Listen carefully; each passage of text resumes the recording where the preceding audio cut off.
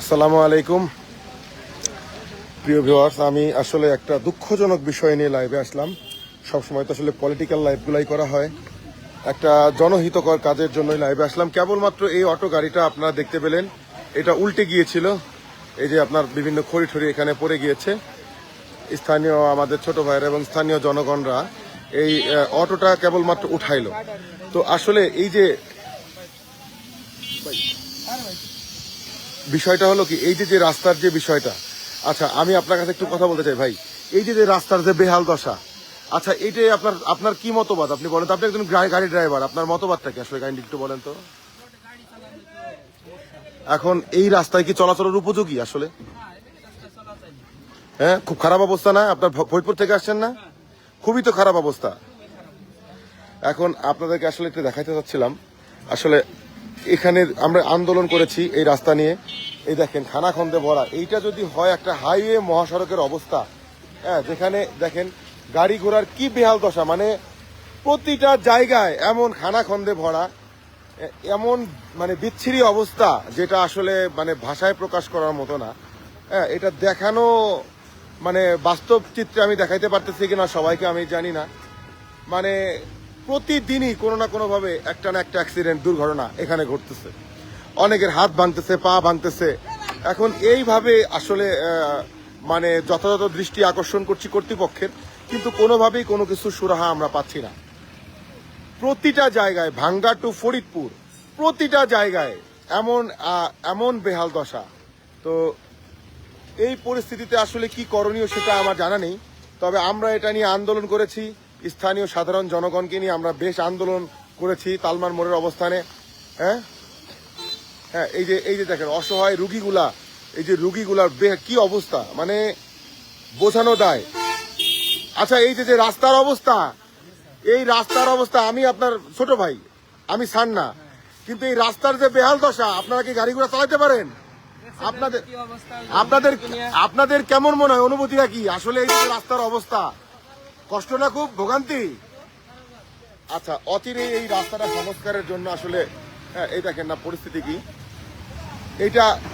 এইটা রাষ্ট্রে নাকি সংস্কার চলে, হ্যাঁ, এই সংস্কারের নামে নির্বাচন পিছানো হয়, এই সংস্কারের নামে এটা সেটা কত তাল বাহানা।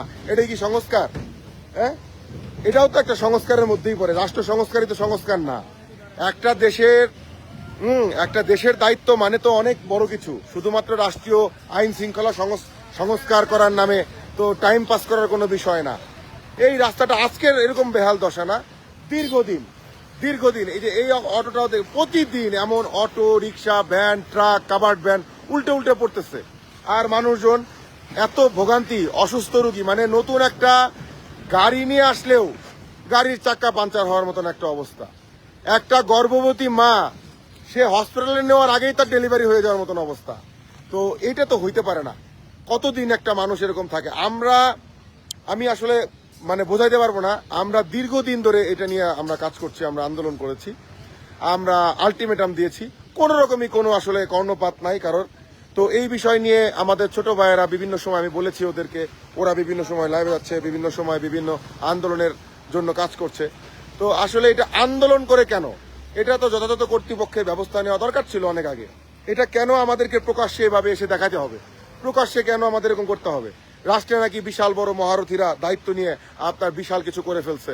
তো আজকে যদি এমনই হয়, তাহলে ভাঙ্গা টু আপনার ফরিদপুরের যে হাইওয়ে রোড 32 কিলোমিটার রাস্তার যে বেহাল দশা, প্রতিদিন এখানে দুর্ঘটনা ঘটছে, মানুষ মরছে, অ্যাক্সিডেন্ট হচ্ছে, দুর্ঘটনা ঘটছে। তো এটার কোনো আসলে যথাযথ কোনো ব্যবস্থা নাই। সংস্কার শুধুমাত্র বললেই হইল সংস্কার, হ্যাঁ, মানে এটা মুখের একটা কথা সংস্কার। তো সংস্কার তো শুধুমাত্র আপনার নিজের সংস্কার করলে কাজ হবে না, হ্যাঁ, নিজের অর্থনৈতিক উন্নয়নের সংস্কার করলে কাজ হবে না, সাধারণ জনগণের সংস্কার করতে হবে। তো আসলে আমি যথাযথ কর্তৃপক্ষ যারা আছে তাদের দৃষ্টি আকর্ষণ করার চেষ্টা করব। জানি না আমাদের মতন সাধারণ মানুষের কথা এত উচ্চ পর্যায়ে পৌঁছাবে কিনা। তবে আমার একটা আকুল আবেদন, কি গাড়ি সমস্যা হয়ে গেছে? আচ্ছা ভাই, ড্রাইভার ভাই, এই যে গাড়ি তো চালায় আসলেন, অবস্থা কি? এই রাস্তা কি সংস্কার করার জরুরি দরকার? ঠিক আছে, যান। এই গাড়ি এখানে এসে স্টার্ট বন্ধ হয়ে যায়, মানে কি পরিস্থিতি। ঠিক আছে, আসলে এই ভারাক্রান্ত হৃদয় নিয়ে কথাগুলো বললাম। জানি না এটা আমাদের মতন এমন একটা অবস্থান থেকে যথাযথ কর্তৃপক্ষের একটা বড় জায়গায় যাবে কিনা, তবে আশা করি যাবে। সকলকে ধন্যবাদ জানিয়ে আসলে হ্যাঁ এটাই আর কি। তো আমি সকলকে আসলে লাইভে আসা যারা আছেন, লাইভে যারা আছেন তাদের সকলকে ধন্যবাদ জানাচ্ছি এবং সকলের অবস্থান থেকে এলাকাবাসী থেকে শুরু করে যারা আছেন, মানে সাধারণ জনগণ, দল মত জাতি ধর্ম বর্ণ নির্বিশেষে এই বিষয়টায় আপনার এই রাস্তা সংস্কারের বিষয়টায় অবশ্যই সকলের আপনার একমত হয়ে রাস্তায় নামতে হবে, আন্দোলন করতে হবে। আর যদি কর্তৃপক্ষ এটা ব্যবস্থা নেয় তাহলে সেটার প্রেক্ষাপট আলাদা। ঠিক আছে, সকলকে এই ব্যাপারে যথাযথ ব্যবস্থা নেওয়ার জন্য এবং সম্পৃক্ত হওয়ার জন্য এবং সহমত পোষণ করার জন্য আহ্বান জানিয়ে লাইভ থেকে বিদায় নিচ্ছি। আসসালামু আলাইকুম।